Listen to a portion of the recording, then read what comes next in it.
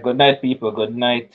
I know that we're a little bit late, man, but sorting out some things backstage. But we're here now, man. Welcome to another Sports Frenzzyy podcast. Welcome to another episode. And with me tonight, I have the all-rounder, the original all-rounder. Yeah. This this man said it, This man plays cricket. This man is a big basketball fanatic. This man is a big NFL follower. Right there, if you bring the man go cross over tennis, this man will tell you about tennis as well. So big up all-rounder. What go on? There, man, I go on take you on, go on, All right, Let's sir. go. Let's go. So tonight, first we are gonna focus on some CONCACAF football and Jamaica to be specific. So yeah, they have a couple World Cup qualifiers coming up. Dead robbers if you ask me because they have no chances whatsoever to qualify anymore.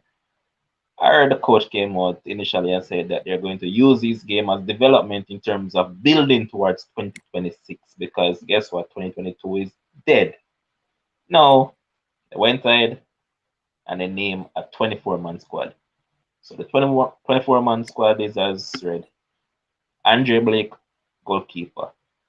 Dylan Barnes, another goalkeeper. And Amal Knight, another goalkeeper. So, as I know, Blake is the first choice. Knight plays locally for Abbeville in the Jamaica Premier League. Then you have Damian Lowe, who transferred to um, Inter Miami. Then you have Richard King, who plays for Cavaliers locally. You also have Jamai Topi, who plays for Cavaliers locally. Adrian Mariappa, the grandpa of Jamaica team, he's one scholar again. I know that he's playing his trade over there in Australia now. Um, they also call up Javane Brown, who is in MLS. Gregory, who plays for Markham down in, I believe, second division in England. Not second, third division in England. That's League Two. They also have Ricardo Thomas, who plays for Waterhouse in the Jamaica Premier League. So that is it in regards to the defense. Now in the midfield, they have called up Demar Rose, who plays for Portmore United in the Jamaica Premier League. Ravel Morrison, who plays for Derby in the Championship. You have Christopher Pearson, who plays for Cavaliers in the local Premier League. That is a young kid. I think he's 19. Just recently completed schoolboy football with Kingston College. You also have Devon Speedy Williams playing over there in USL as well. And you have Ramon Owell, who plays locally for Waterhouse in the Premier League. Next, a guy that I'm sure that Devin know this guy name, someone that we really expected a lot of, but he hasn't hit the heights that we really wanted him to. And I'm talking about Alex Marshall, former St. George's man. Mm-hmm. Um, Nicholas Nelson plays for Mullins United. Tyreek Zimenez, the youngest player in the team, is 17 years old, plays for Abbeville. Just recently completed schoolboy football with Jamaica College. You have Lamar Walker, not a next one that we expected to have reached higher heights, but Yeah. hasn't done so yet. Then you have Dwayne Atkinson, plays locally for Cavaliers as well. Has good upside to him. Really hope that this man will take it to a next level and get a contract overseas. We have Leon Bailey. Yes, he's in the squad. We have Daniel Green, who plays for Mount Pleasant. And shockingly for some that don't really know him, we have this guy, Atafroy Bygrave. He has been excellent this season for Dunby Holden locally, and he has been scoring a lot of goals. And then, last but not least, we have Andrew Gray, who plays for Queen's Park Rangers in the championship. So, $1 million question, David. Mm. Said that they're gearing towards World Cup 2026. That is what is being said. So, if you're building towards World Cup 2026, what are you doing with a 35-year-old man in your team? What are you doing with a 30-year-old man in your team when obviously you can get younger players and obviously they're still talent out there that wasn't called up. For Right. instance, you have Kaim Paris. Some people said that he got the call and he declined it. That is what some has said. While others are saying nothing like that, he never got the call. So um and look at that now. What do you have to say about them calling up a 35-year-old and a 30-year-old and a 31-year-old gearing towards the future? Does that make sense? No, because like you see, if it was like you're looking right now within the year or you have a competition coming up, you could say the youngsters could learn from them, right? But like you said, the season is over. So now it's not a case where you say, all right, a 20-year-old, you would like him shadow him and you learn from like the 30-year-old. It's Mm-hmm. like 4 years away. So between now and the next 2 years, those young players playing together, they will get the experience, they will get the understanding and working. So over time that will come. You understand what I'm saying? So Correct. it's like there's no benefit of having the 30-year-old now when it's like it's not like a competition. It's not like you're going to a Gold Cup now and you say, all right, we can learn from him. It's a serious competition. This thing is already over. This thing is already over. So it don't make sense to have old players. You know, with the Paris thing, like is this youth I got one of my good friend I go college with today. Him text me now. Him follow the football a lot. Like him follow the local football and Jamaica football and he was saying like something up with the coach. I said, what do you mean? Because like much me some interview and some old voice note and something. I said, you know, when I have time to follow those things. Like guy I must say like oh you call the guy for a Peru game. Was there a game against Peru? Yeah, we did. Recently and Paris was called. I know him don't get called now. So he's wondering what's going on with the coach. Then he play me some voice note or some press conference. I say, you really sit down and take him something from listen. Like guy saying, him don't know of the man. I said, no, that can't make no sense. I'm saying the coach was saying him don't know of carrying Paris, but at the same time, him having nine plans for the future. But how can you not know of him too when he came for the Peru, he was called for the Peru game? It's like it kind of mind blogging what the coach was saying. Like him don't know of the guy. Mm-hmm. But I'm almost misinterpreting the voice notes wrong, but that's what he was saying, like to know of Karim Paris. But at the same time, how can you say they don't know of him, but they have them in his thoughts for building in the future? But say, I'm not sure if I got that right. But then, even if you have him in the thoughts for building in the future, I know I heard that part, right? So why you get called in that Paris game, not Paris game, the Peru game, and then no, him not get called up, you know? But then and then another thing was saying about there's some players who decline offer, but and so they're not committed. So, like, you know, the question was asked, okay, since you said them committed, how you know they're not committed? You know, because the previous coaches, you know, with Whitmore, we need to be fair now. Sometimes Whitmore, they used to mention it, you know, whenever I used to call a name, like when I invite certain players, I come and say, okay, they're not committed. People say, how can Whitmore know these guys are not committed? You know, it may be a case with the team, but how can Paula know that some of these players not committed? I don't know if he was dropping the word for Paris, because I don't think it's a case where like Paris would not want to represent Jamaica, you know? Facts. And here's Jason saying that the JFF need to just take a route and stick with it. All good and fun to say play young players and grow them together, but plans tend to get abandoned in favor of foreigners who can represent JA. And Ryan, this is where I'm going to bring you in. Welcome to the show again, bro. Now we look at it, and I just listed out the 24-man squad that was named. So let me run through it quickly how much local players there is in the team right now. So I have Bygrave is one, Daniel Green, Dwayne Atkinson, Tariq Zimenez, Nicholas Nelson, Ramon Owell, Christopher Pearson, Demar Rose, Ricardo Thomas, Jamai Topi, Richard King, and Amal Knight. So currently I'm counting 12. So out of the 24, 12 of them are local. What are the foreign base players? All right, so the foreign base players in the team are Andre Blake, Dylan Barnes, Damian Lowe, Mariapa, Javin Brown, Gregory Lay. They also have Ravel Morrison, Devon Williams, Alex Marshall, Lamar Walker, Leon Bailey, and Andre Gray. That is it in regards to the overseas based players. So now we look at it, and We have seen them done this before. We have seen where they have gone with local based players, and whenever it comes close to the next qualification campaign, they just totally forget about all of them. Now, as I was asking David, they're saying that they're in a developmental stage. They're building towards 2026. Do you see the necessity of Adrian Mariappa, 100 Gray, and why think about them infusing 12 local based players? Here's my thing. Finish the qualification with those who you've been using, and then we have Nations League in around summer. Then Nations League now you start to do the phasing out process. So Mariappa and those guys, they were a part of the qualification process. So you basically finish it with those guys. By so doing now, you also can bring in new players, because you know some of the guys never take up the invite. So this is where you get to bring in new players to see what they can do.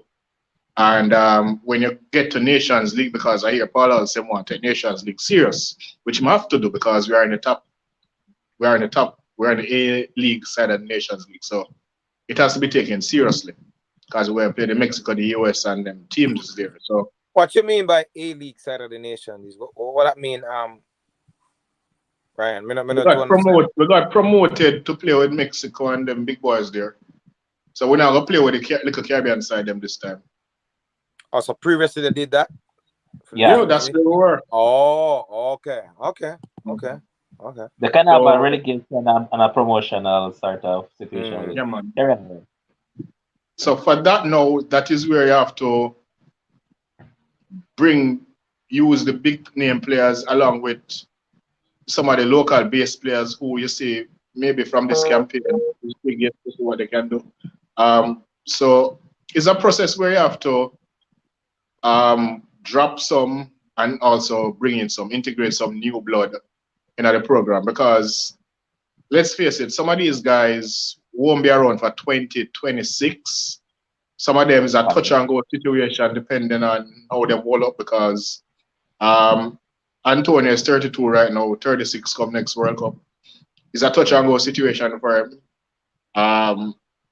Even Andre Gray himself is 31, touch and go where they can make it. So you kind of basically have to, you can use them still, but then you also have to, in the back of your mind, know that, okay, maybe these guys can't carry me. Maybe I can only get 2 years out of them.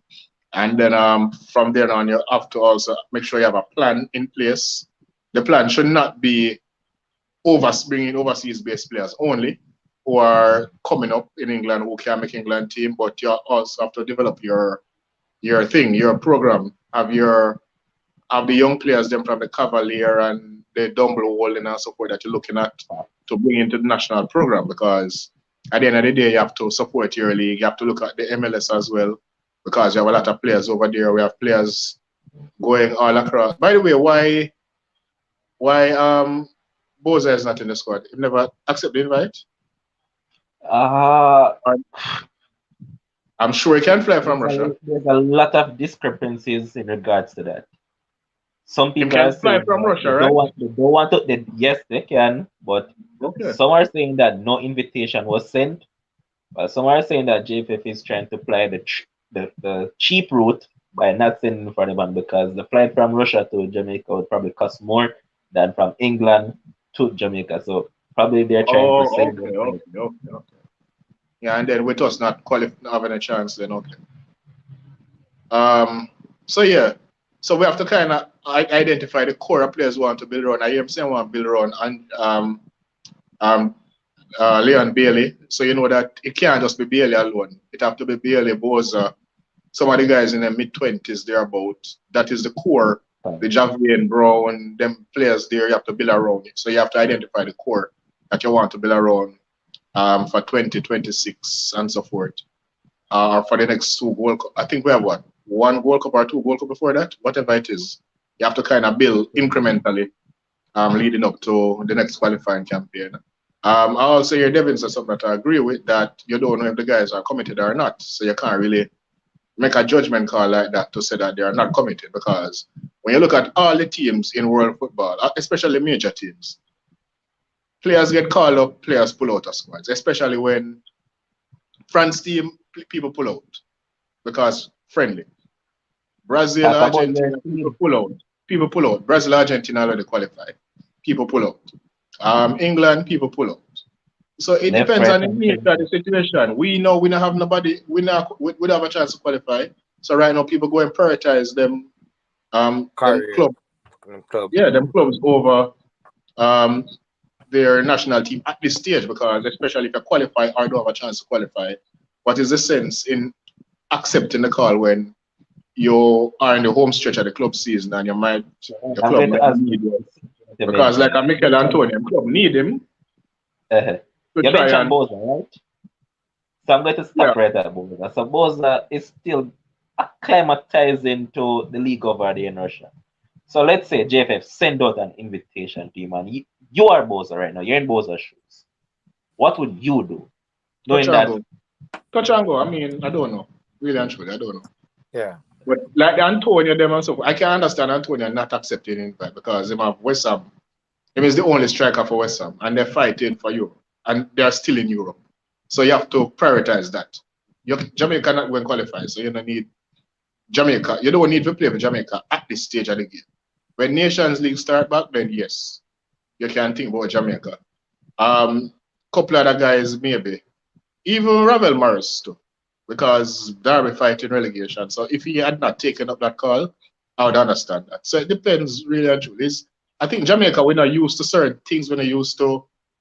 We see players pull out everything and we say, oh, they're not committed. But we now look at the bigger picture in terms of how world football operates. So I wouldn't necessarily go as far as to say, oh, they are not committed. No. So brilliant point. Because he just pointed out the reason why I brought up Boza. Remember that he just transferred to Spartak Moscow. He has played, I believe, 3 games for them now. He has started 2, I believe. So I'm looking at it and say, all right, these games for Jamaica are basically dead rubber. Spartak Moscow is still harboring thoughts of qualifying for Europe because they're not in a Europa League position nor a Champions League position right now. And probably they're looking at it and say, hey, we need him because, as I said, he has started the last 2 games for them. So he's basically leading marksman for them now. So I would see with Aboza pulling out if he got the call. I can understand with him. If Kaim Paris did get the call and he also pulled out, I would understand with him as well. Reason being, the team that they play are FC Cope. I believe they are second in their league right now. I know that the team that finishes first in that league goes to Champions League playoff. Which league? That's Slovenia? Yeah. They're a point behind the team that is leading because they were leading up to about a month ago, but they have fallen to second. So I can understand with him if he got a call up and he pulled out. But as I said, people are going to come out and say, hey, you got the call up and you pull out. And I even hear people rant and say, yo, anybody get call up and you know come and move from you, so never call them back in the program. But as I say, Ryan, people are not looking at it from a wider area. They're not looking at it from a bigger perspective. They're looking at the bigger picture. So they can just go out and just blatantly say, hey, these players just aren't committed. While in which they're not focusing at the bigger picture. Look here, suppose Antonio did say, may I come and him get injured on duty, then where's some of that raise hell? Facts. I mean, other clubs, the same thing. What if, well, not Salah, Egypt need him. Brazil, then go call up Alisson and him get injured. Club would have said, why you didn't need him on a qualifier already? Facts. Something like that. So it just, you have to kind of think about it. Yeah. Wider than that. It's just a case like with Argentina right now. Personally, I don't see the reason why they call up Messi, you know. Exactly, I don't see the need for him, you know. Messi, Latura, Martinez, and all these guys. There's no reason to call up these guys. You're already qualified. So I mean, what's the reason to call up all these big guns? Nonsense. These, as I said, Ryan, and I saw you mention it on a post, I think, where I said that these are the time that these teams try out new players. For instance, Argentina, they call up a youngster from Man United, Alejandro Garnacho, that youth has never played for Man United first team. They call up Matias Sula, that youth hardly plays for Juventus, and they call up a lot of youngsters because guess what? These are where you try out. That Matias guy is about 18, 19, or so. He's 18, I think. I saw his name today in like the 20 best teenager or something like that in the world. Yeah, man, he's up there, man. Talented fella. So there you have it. These are trial phases. So I can understand with a lot of things that these are dead rubbers. So if players pull out, those are the big deal. But Devin, I want to ask you about one specific player because now he's a big man in football world, 24-year-old. I'm talking about a fella that was at St. George's. What would you say is the issue with Alex Marshall why he hasn't kicked on to the bigger stages as people had expected? But I feel like too much pressure was put on him, and mentally he didn't cope with the pressure well. It's like literally when you're on the radio and you're saying like what West Indies need in order for us to be great. A part of it is a permanent, like psychologist, because it's an issue where some people, in terms of their mental state, like with him, technically everybody said he was this, he was sound, and even when he was at George's, everybody was saying it's the next. It's like they were saying it's the next big thing. Some people are saying, oh, he could go pro right away. Like, don't even try to get a scholarship to further his studies. It was so much big talk with him. You get what I'm saying? So I just feel like the pressure kind of get to him, whereby so much was expected of him, and then he's like he didn't produce because each time he's playing, he's expecting to do this, and he just didn't cope with it mentally because he was hearing, no matter what. Sometimes players are saying like he was hearing all this noise, he was hearing all this talk about him being the next big thing, so it didn't materialize because I just think that he didn't handle the pressure well because he's a good player, and I would like to see him go back to seeing that now all that pressure come off. He can, well, like you said, a psychologist. How old is he now? Huh? 24. How old is he? 24. So he could get back into some farm and see if he could build back something and get. Which club is he at now? Canada is playing for our team. I think the team name is Halifax. They're in Canada. I know he's in Canada. I know he went. I heard that the thing was in Canada, but I don't know. Yeah. So I just think that was the case for Alex Marshall. But you talk about him, is like some people are saying, he could go pro, he could do this, what? It just didn't materialize. So I just feel like the pressure got to him. That's how I view it. All right, so Ryan, here's Christoph saying that he spent too much time in schoolboy football. When he was about 16, he should have stopped playing schoolboy football and go to a more professional settings. That's what some people are suggesting. You know my opinion on that already. That once you identify a player or a set of players or whatever number it might be that seem as if they are bigger than the thing, them to just leave. Go try something. Go to one club, focus on going pro or something.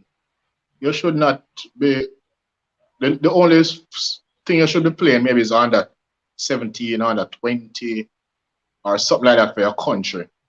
The whole schoolboy thing should not be. Can actually highlight you, and they probably can get a move to a club overseas. I agree with you totally. Yeah. And I've mentioned it before it came on, Ryan, that there's a youngster in the team, Tarek Zimenez, played for Jamaica College in the schoolboy football, now playing for Harborview week in, week out. It's a youth like this. Next year, I don't want to see back youth like this that play schoolboy football for Jamaica College. This youth supposed to be a staple in Harborview team and possibly he was a standout in the last season. Yeah, man, he was one of those top talents in last season. Okay.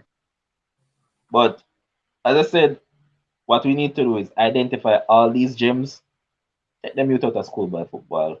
No, we can take the best practices from the other teams. If Spain did still like we, there would be no Pedro, no Javi playing for them club. There, England would have no Jude Bellingham. I'm sure the other bigger countries, Germany with Wirtz.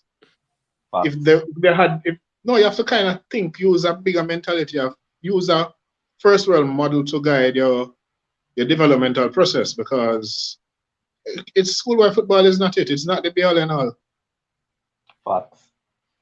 And we're going to wrap up on Jamaica quickly, but there's another guy that a lot of people are asking, why is it that this youth never made the team? Because he has been playing well in the local league. His name is Ronaldo Cephas, and he plays for Arnett Gardens. He's 26 years old, and they're saying that he should have made the team over quite a few of the other local players that has made it. So he was in with a shout, but hey, all didn't choose him, so that's another one. We always going to have that. We always going to have them question, why not this one, why not that one? People are trying to draw for that. You remember when people used to just pick from Portmore United, like a plethora of players and Portmore used to join the team.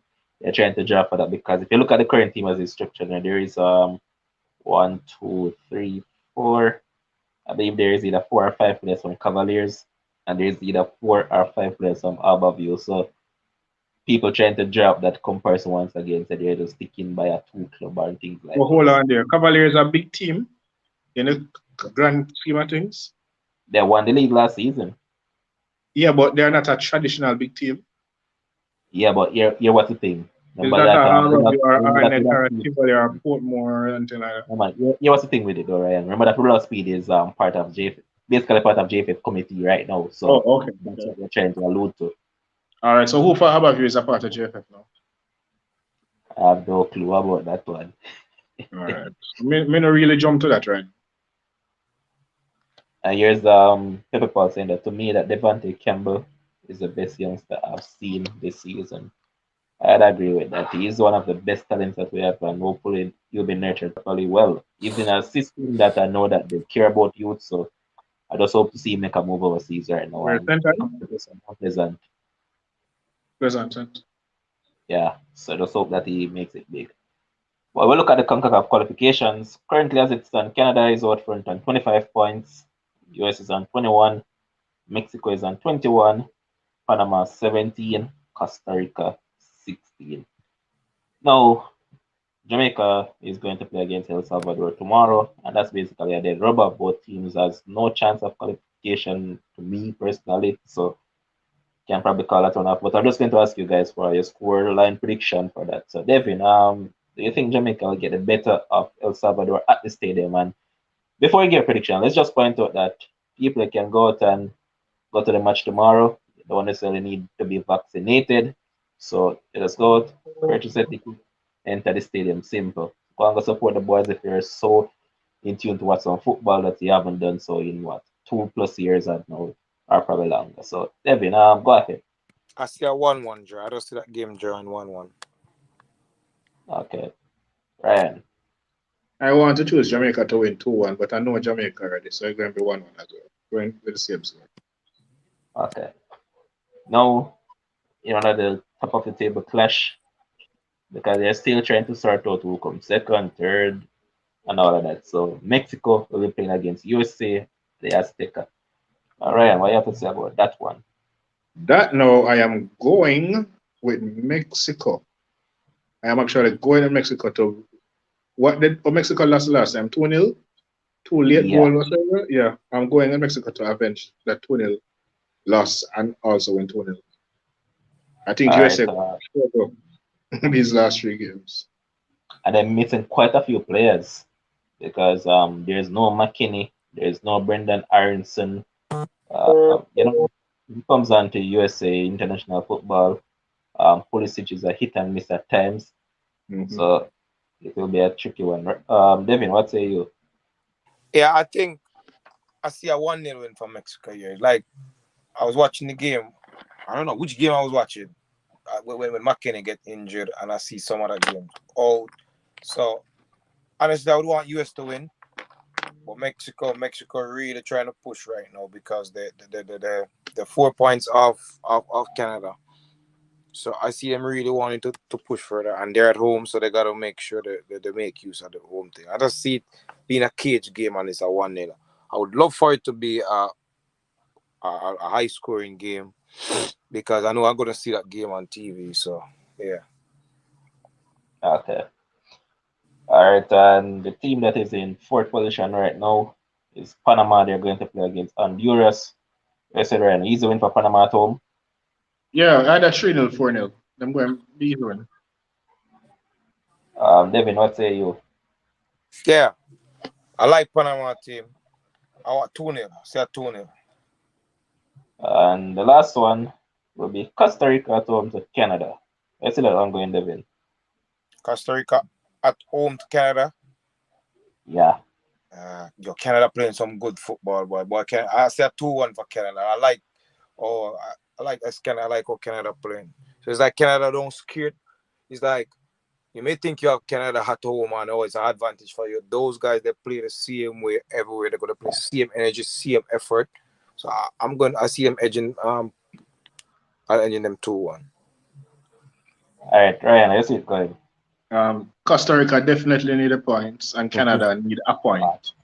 So I am going to split the difference and say 1-1. Costa Rica, Canada qualify. Yeah. Costa Rica a point to keep their hope alive. And which of the two you think will actually make it as the fourth place team and go to the playoff between Panama and Costa Rica? Advantage Panama for me right now. Yeah, because I think they'll just beat up Honduras and they'll be 20. Costa Rica will be still 3 behind them if that game draws. So advantage Panama for me as well. Yeah. No. I was thinking if I'm Panama playing. Matter of fact, USA might come fourth. Whoa. If you really look at who USA have to play, they might come fourth. Wow. You still put it. I have to go back to it, because that might very well be a case, but I've been looking at it since the last window ended, that USA might just come fourth. So drop some points at some places earlier on that they shouldn't have dropped.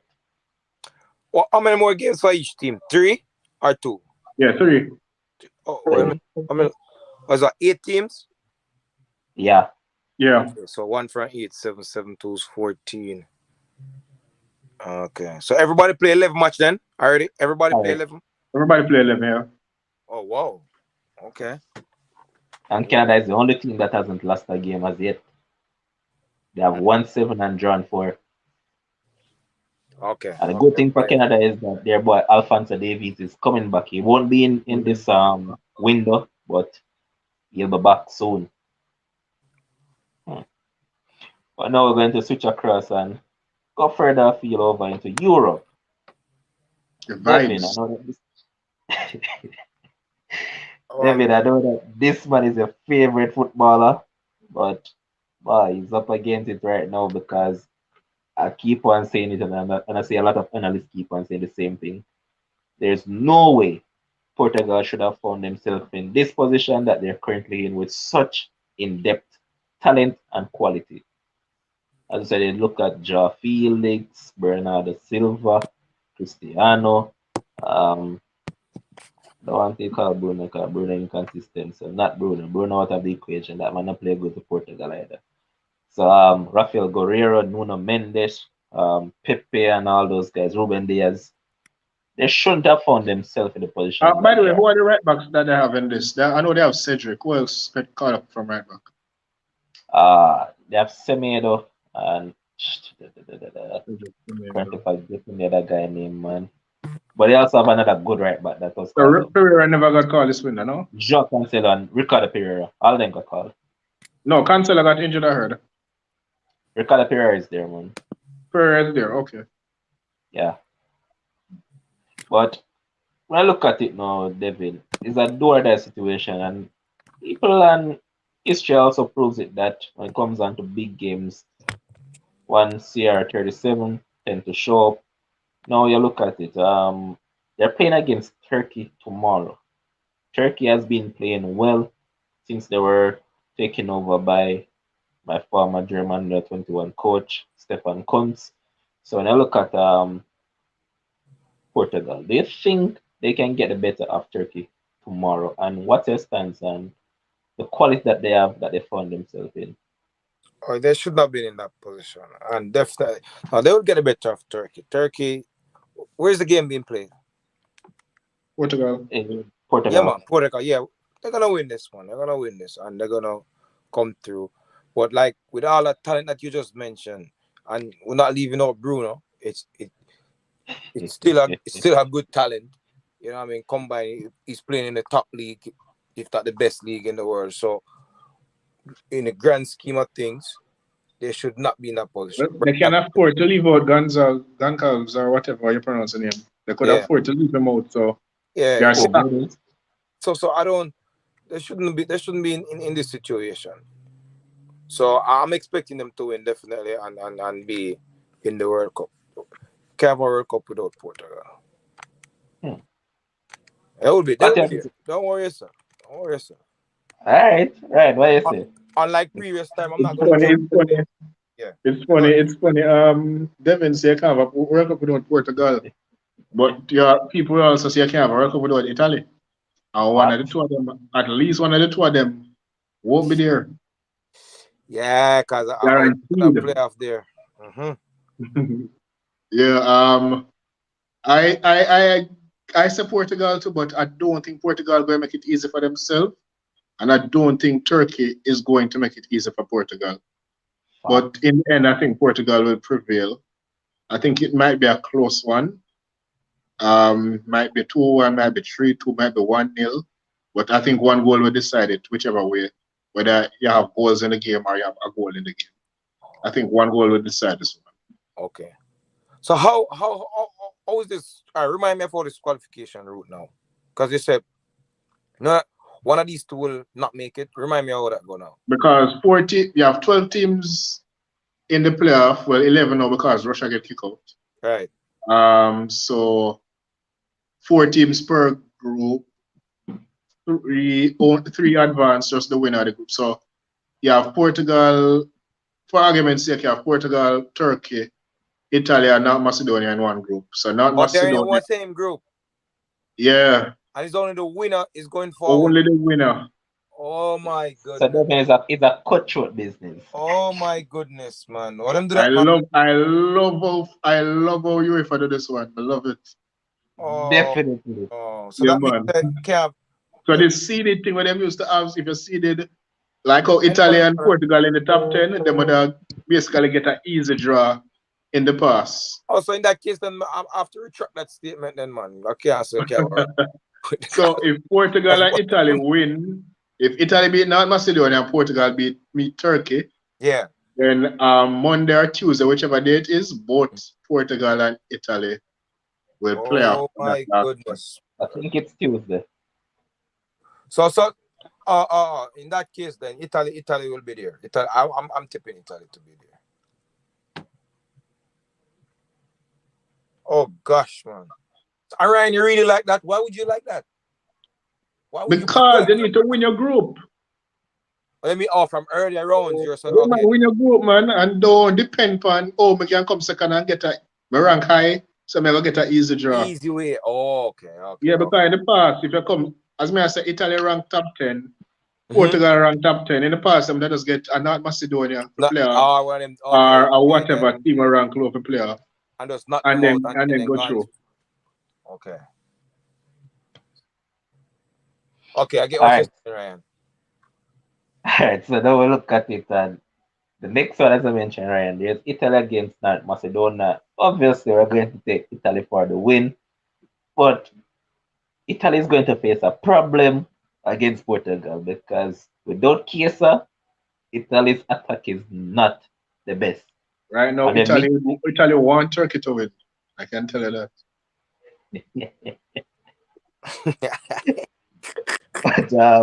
But in the grand scheme of things, let's say. And let me be honest, Donnarumma is not in the best of form, you know.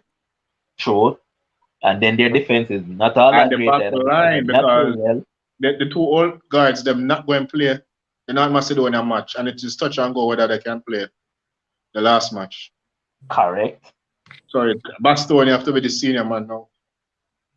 And I doubt they're going to start him because I think they're going to go with Acerbi. I don't think they're going to play Acerbi. I doubt that.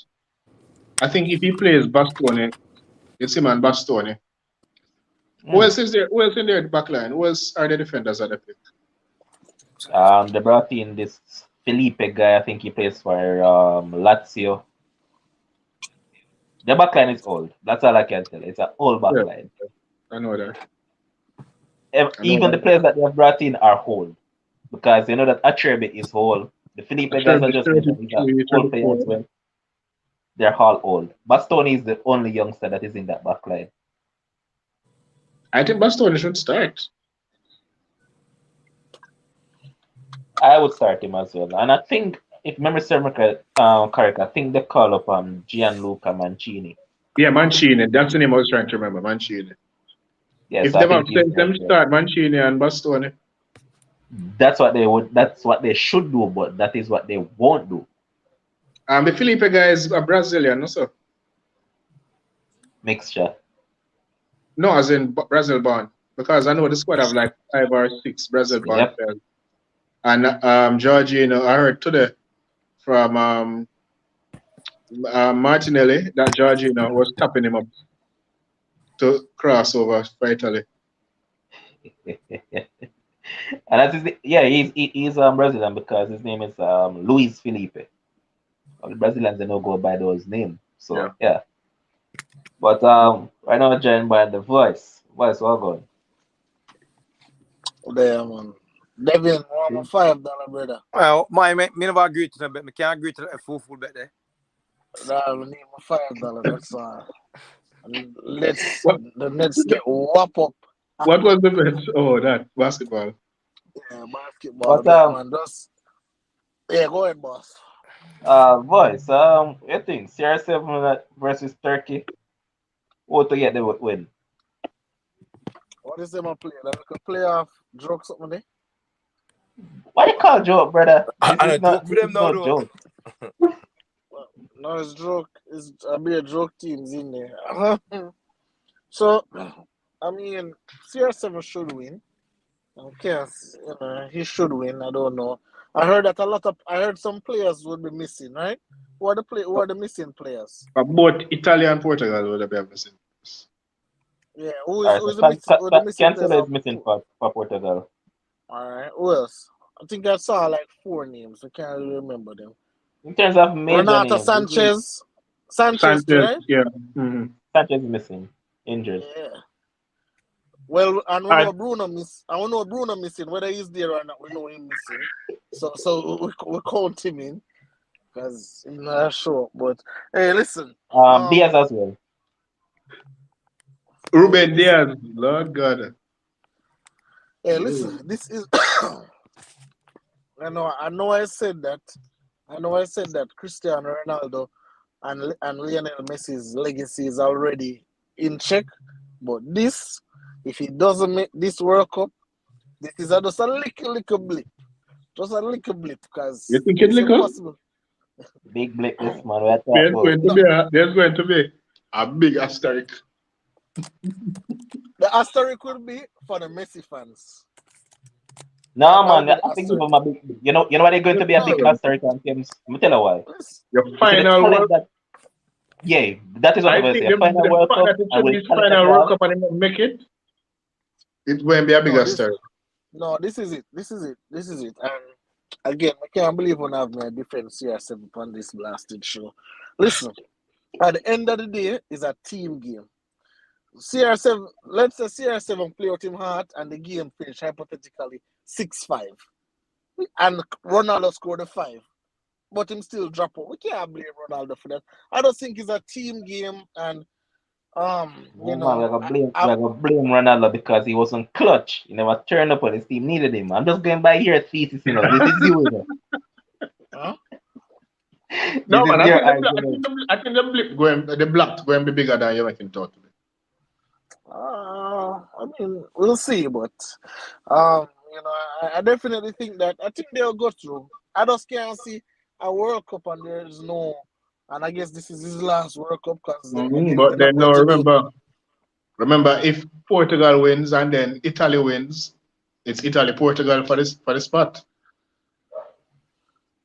And Italy coach already said, don't worry, they're definitely making it to the World Cup. Portugal. I mean, you're Portugal to the same thing, so there's only one can go. So I don't know. All right, listen. You see when things are quote unquote evenly matched for me between Italy and Portugal, I have to go with the greatness, right? So when I'm looking at star power, and I'm seeing Cristiano Ronaldo on one side. I'm taking Cristiano Ronaldo every day of the week and twice on Sundays versus Italy. Because I just believe that man is going to step up. He's going to find a way to score some goals, some buck-ups, some liquor for something. You know, And Italy Starman. Huh? Italy Starman is not there. Yeah. No, we attack case or whatever, man. You know? Mm-hmm. Yeah, man. That man run havoc in a people backline, man, and he's not there. So I think Ronaldo is going to make it to the World Cup, and I think his fans is going to jump up and say yes, he's the greatest because he had to go through the playoffs to make it to the World Cup. We did that when Zlatan, when he beat Zlatan already. So Ronaldo fans will be easy. There's 2 more games to wear. That's why the scoreline prediction for these 2. So Wales against Austria, and we heard it today that the man that says that it's Wales, Gulf, then Real Madrid in that order is leaving. Real Madrid comes summer. So Ryan, scoreline prediction: Wales, Austria. 2-1 Wales. Kems. 1-1. Wales are good. 1-1. All right, and the Somebody final have to game. win. Yeah, it's a knockout. It's a knockout. Somebody have to win. So if even if it end 1-1, it will go extra time. 2-1 Austria. All right. The next one will be Sweden against Czech Republic, and the bad thing for Czech Republic is that they're missing their top man, Patrick Schick. So the goals has dried up since that has happened, and he hasn't played. He didn't play the last window, and he won't play this time again. Sweden now, they're dependent on Grandpa. Well, not really dependent, but he's there talking about Ibrahimovic. And I heard him talking up a storm that he loves Elanga and all of that. But with that all aside, Elanga there? Oh, Elanga? Yeah. Yep. Good. Because I hear this talk, the Southgate to look on him. I'm glad Sweden took him up. He himself said it though, you know. He said that he was born in Sweden, so he's going to play for Sweden. Very well. Well done. Play for Sweden. Yep, and Zlatan said that this is the man that will lead Sweden for the next 20 years. This man will take over from him. Start for Sweden then. But not Kulusevski. I was going to say to Kevs, I look at Sweden now. Kulusevski has been in form. Yeah, Elanga has been doing his thing. They also have Alexander Isak, who plays for Real Sociedad, and he's doing his thing. But they're captain, and for some weird reason, I don't know what's the issue, but whenever this guy plays for Sweden, you'll say he's a world beater. Whenever you see him in Man United backline, he's a headache. I'm talking about Victor Lindelof. No, the last couple of games, the man played for Sweden. The man looked like a walking cone. The man, a bare mistake he make. No. Listen, right now. Stop hating Captain Lindelof. Huh? Stop hating on Captain Lindelof. No, man, the man was a walking cone. Remember, you know, when Sweden Spain match? sliding, I think I Spain match attack. Yeah, Yep. the man was. Oh, hey, listen, I think Sweden going to win this game, but I think they're going to win in spite of Lindelof. I don't think Lindelof have nothing to do with this win. So I'm going Sweden. I'll go Sweden 2-1. Okay. Red. 1-0 Sweden. Sweden don't really score goals. And then we make it hard for them. So they normally they're like West Indies. They just love make things interesting. So definitely you have to give 2 predictions, because one, I mentioned your boy at Real Madrid, Gareth Bale, stepping away, said that he's leaving summer. So prediction for Wales against Austria. 2-0. To Wales? Huh? Oh, to Wales? Wales? Yeah, man. Wales are going to win 2-0. And then Sweden against Czech. 2-1. 2-1 Sweden. All right. Wait, that's the same group? Oh, both those teams? Yeah. No. Oh. They're not. But remember that Scotland against Ukraine is postponed because of whatever reasons, and then the Russia game. Wait, Scotland and Ukraine in the same group with who? Wales and Austria, I believe. Wales and Austria. Okay. So them two, they just go and play that one game and then who jump out. And then they wait for June. Okay. All right, so I'm going to switch across continents now, and look across to some interesting games in Africa. Yes. First up, the big one, Mohamed Salah versus Sadio Mane. Last time out, we know that Mane got the better of him, but this time around, I'm going to start with you, Ryan. How you see this one going? Hopefully the same. I really don't want to go penalty this time, but hopefully a very interesting game. I'm going to go 2-1 Senegal. Football very funny. I have a feeling that the winner of the African Cup might not go World Cup. That is how funny football is, But that said, I want Senegal to advance. Kems. I mean, clearly we can see that Senegal is the better team. When I was watching them in the African Cup of Nations, it looked like Egypt was playing for penalties. And look, I mean, Mane had a chance. I think Mane got a penalty, and so I just think offensively, I think freaking Senegal is better, and I think they'll win this game. Salah can, think about, what is going to happen, if he's going to stay in Liverpool or not. But, I think Mane will beat him again, get the better of him, and off to the World Cup. And I think, I'm a guy, I love my little stories and things. And when I watch Mane's story and Salah's story, Mane's story touch me more. And man still have him all little phone, humble youth, always go back to him country, give back to him country. I'm not saying Salah don't do that, I just don't see it, right? And, Mane is just a very humble soul. So, for me, it is always going to be Mane. So I'm going Senegal, and I'm going 2-0. All right, so Ryan, before I get to Devin to make his prediction, Ryan, both Wales, Austria, and Sweden, Czech are in the same group. Wales, Austria, Sweden, and Czech. All of them are in the same group. Huh? No, man, because Ukraine and Russia were not in the same group. Yep. They could not put Ukraine and Russia in the same group. No way they could have done that. Because remember that Russia was going to play against Poland, so Poland has already progressed. No, what I'm saying is that what if Ukraine did win and Russia win? How would they play the final then?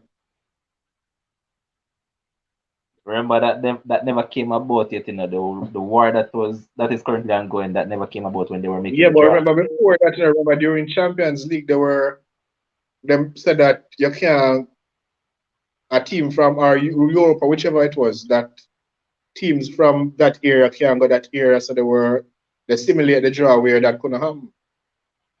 So and that was before this draw. Alright, I'm going to see. But alright, Devin, that Egypt Senegal game, as I mentioned, 2 heavyweight, Salah and Mane. Which one I think will come out on top? I'm gonna go with Senegal, I'm gonna go with Senegal. Both of them from the African Nation Cup, they've been winning game, but like I said, I always look into the backstory for every guy, and I prefer Mane, so I want him to win. Once that man playing, I just want that man to win. Yeah, okay.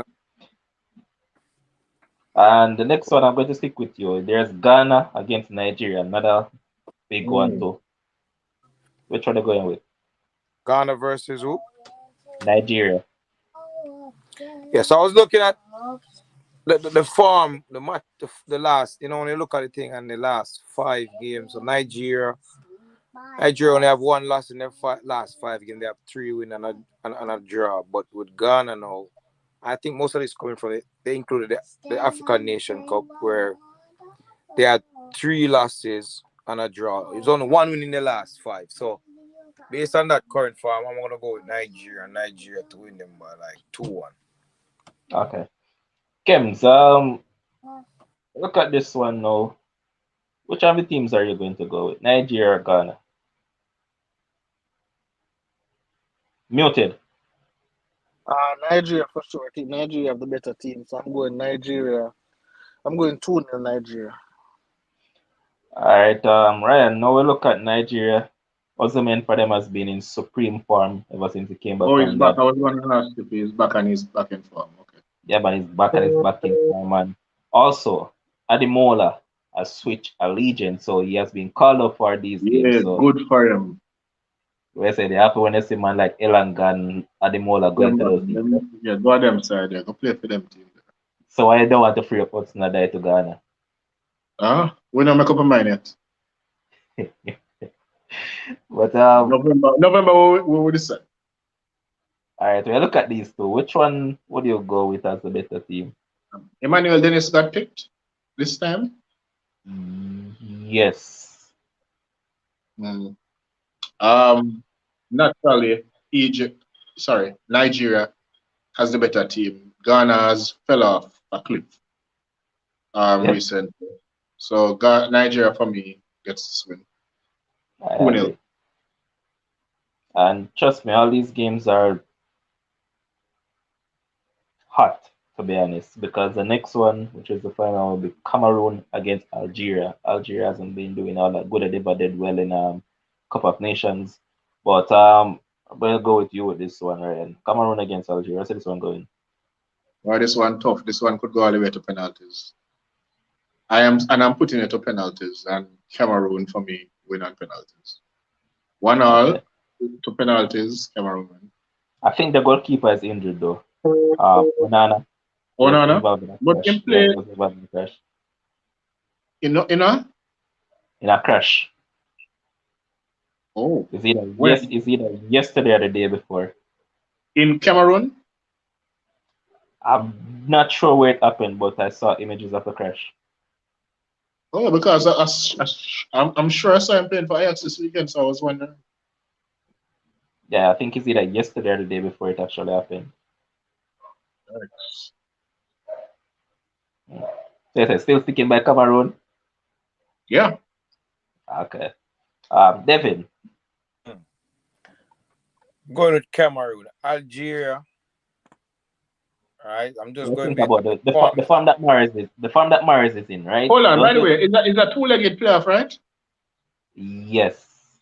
Two-legged. Oh, all right. So 1-1 first leg Cameroon then. For the Cameroon Algeria then. And then maybe after that they might go penalty. I'm gonna put it down to this, Levon. Algeria 1 win in the last 5 games. Cameroon, right? 1 loss in the last 5 games. So I'm going with Cameroon to edge them. 1-0. All right. Now, Kems, you look at the form that Mahrez has been in from Man City. I think that Mahrez can probably propel Algeria to win against his Cameroon team. Mahrez is not that kind of player. He's not that kind of player where he can bring a team on him back. I don't see him as that kind of player. However, I'm still going to pick Algeria to win because I think in the African Cup of Nations, I think they were disappointed, because they were the defending champions. So I think they were disappointed of, how the tournament went, the expectations that they had, and they definitely came up short. So, I think they want to, get things in its proper perspective, get things right, and I think they'll beat Cameroon. So I'm going 2-1. All right, so I'm just going to go around the table now and get you guys' perspective. Well, was it the Morocco game? Go again? You never call the Morocco game? I don't want. That is Saturday, so I'm just saving back those for the weekend. Oh, okay. I just cover the ones tomorrow and Friday. But going to go with you first, Ryan. You're minute 30 to talk about any sporting topic that you want to.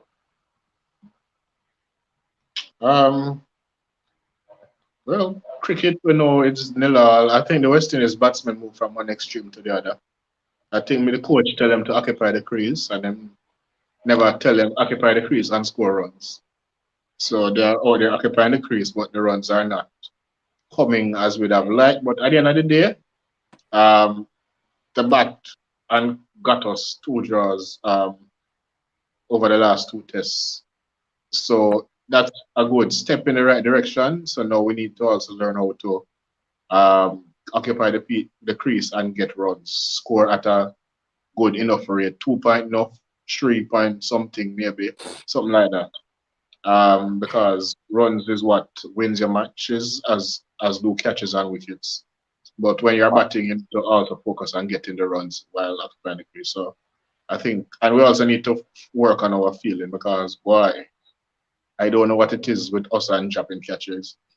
The West Indies women, if the game not close, them not winning it. So I don't know what else to say about it. So I guess we need to be close in all our games that we play. When is the last game? The South Africa. Is South Africa's last game?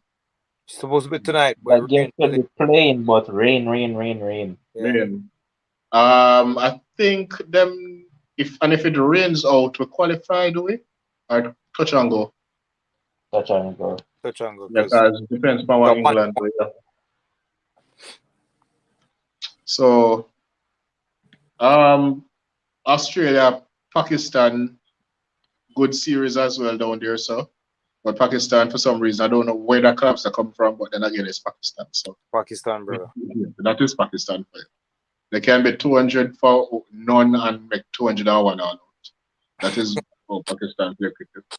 So yeah, that's my minute. Cricket was my minute. Alright, so actually the West Indies against South Africa women game has started. It's reduced to 26 overs. South Africa are batting and they're currently 8 without loss after 1.2 overs. Oh Lord. I was hoping the game never play. Another game is playing between Pakistan women and England. So Pakistan women are currently 51 for 3 after 19.3 overs. Come on, Pakistan, man. Yeah, we need Pakistan to win because Yeah. from here, the England captain made that talk. They say we'll lose 3 in a row and we're going to come for win the rest. Mr. Lord God. We just need to hope to win. And guess what? The bad thing for West Indies women is that their net run rate is very bad. It's bad. So but you know, the 1 point, if the game was short, would have been better for us because I think England would have gone to 6 and would have been on 7. If me no lie. England can go up to 8, I think. They can go up to 8. Is our last game, Levon? Yeah. Yes. Oh. And if England win Pakistan, they have one after this. Chance. One more game. Okay, I know that Australia has already qualified. When I beat South Africa. But South Africa kind of already qualified. They are on how much points? 8 points? 8. So them kind of already qualified.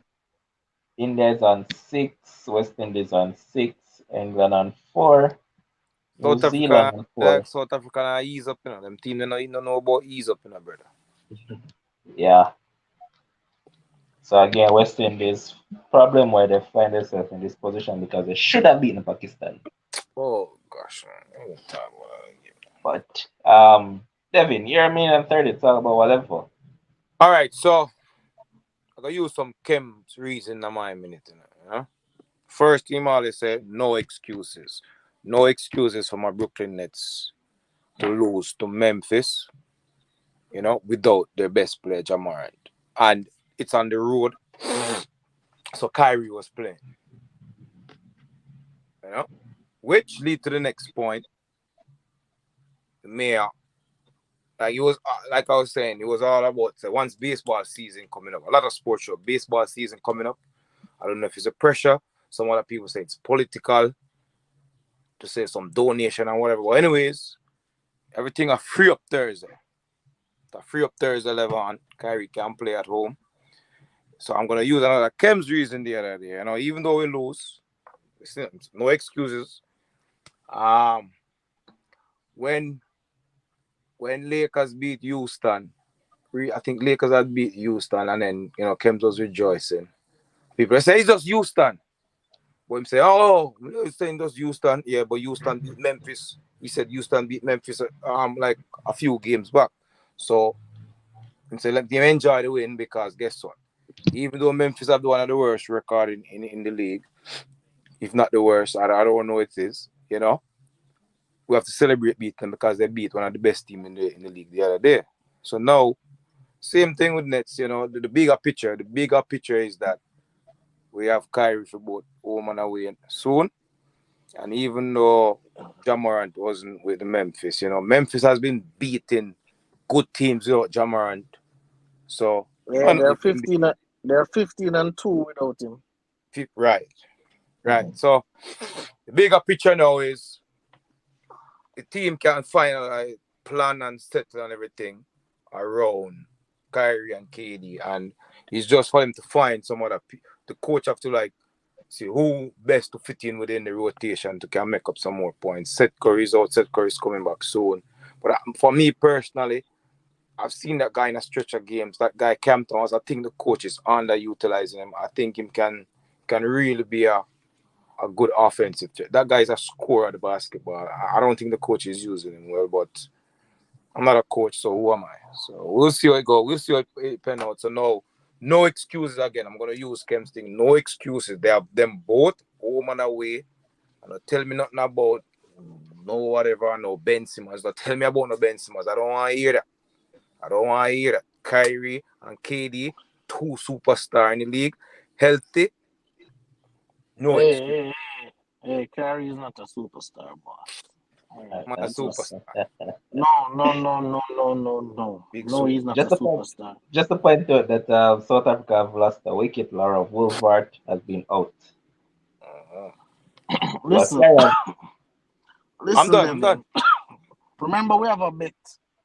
You say once Kyrie and KD playing, then Brooklyn going to win it all. Remember that. We just never finalize how much we're betting, but we have a bet. That means I don't stand by that one. Okay, and I need my $5, but I'm going to give you a bet on DraftKings that I want you to make for me. That's all I want with my $5. That's one. Another thing, Miami lost to Golden State today without Clay, without Draymond, without Curry, without Otto Porter. Yeah. So I think Poole top scored with 27, coming at 22, and then there was a big blow up between Jimmy Butler and Eric Spoelstra, and then Jimmy Butler and Udonis Haslem. Big things going on over Miami. Losing can cause that. You guys, I sent it in the group so you guys can check it out. Big altercation down in the American. I think a Warriors the gameplay. Ken's question is Aslam a part of the coaching staff, or they still have him as a player? As a player. Oh, okay. Yeah.